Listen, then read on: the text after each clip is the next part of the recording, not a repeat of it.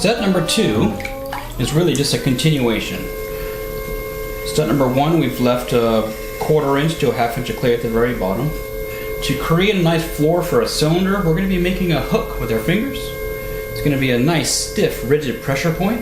Sometimes I tell my students to think about climbing a rock or something. It's going to be very stiff and rigid. I like to have my fingertips pointing all the way down to the deepest portion of the well. I'm going to be backing it up with my left hand. Elbows anchored. I'm going to be pulling straight towards 6 o'clock. So it's important to apply pressure right towards 6 o'clock. Make sure there's some lubrication in there, and then stop and hold at the desired width. After I do this, I'll compress the bottom. This is really important to eliminate what we call S-cracks. When you're compressing and throwing the walls, you're really making it stronger by compressing the material. But the bottom doesn't really get that, so it's important to work the clay from the outside in. I usually do it from 3 o'clock to the middle, but some people, as long as you run your finger over it on both directions, it should be perfectly fine. Let's review how we got here.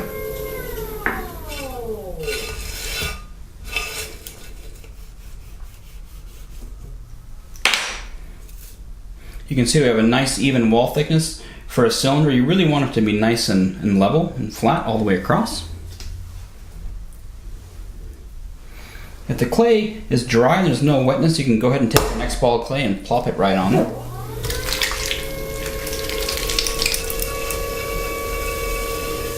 Remember, you're just centering for 3 to 5 seconds. I see so many of my students center too long and it just looks like really hard work.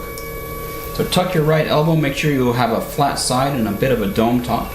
You're going to be pushing with the bottom portion of your right hand. You should be able to move it with just your right hand. Your left thumb knuckle is going to be close to the top. You really want to have your hands working together. You know it's centered when it's no longer shaking. It's perfectly stable. Now it's time to open the hole. Just go down another 1/2 inch or so before you have to add some more water. Then you can be as aggressive as you want and just move down to your desired depth. For me, this is going to be about 3/8 of an inch. Now I'm going to be making a hook. Devil your hands up all the way down to the deepest portion. Pull straight towards 6 o'clock and then stop and hold. You really want to allow that clay to catch up or it's going to feel wobbly. At this point, you want to compress the bottom, make it a bit stronger. Once you have a nice step number 2, you're ready to go to step number 3.